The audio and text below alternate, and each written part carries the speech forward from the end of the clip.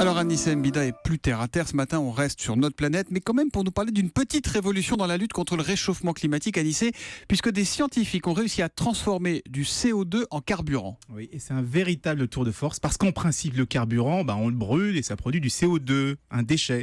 Et bien là, ils ont réussi l'opération inverse. Alors imaginez une voiture, on aspirerait le CO2 des gaz d'échappement pour le transformer en carburant et re-remplir les réservoirs. Ça serait formidable, hein ? Ah bah oui. Et bien c'est exactement ce que permet la technologie, transformer un déchet, le CO2, en carburant. Mais attendez, on parle de quel carburant ? On pourrait en mettre dans nos voitures ? Oui, parce qu'il transforme du CO2 en éthanol et l'éthanol, vous savez, c'est ce qu'on utilise pour l'essence sans plomb. Donc oui, vous pourriez remplir vos réservoirs avec.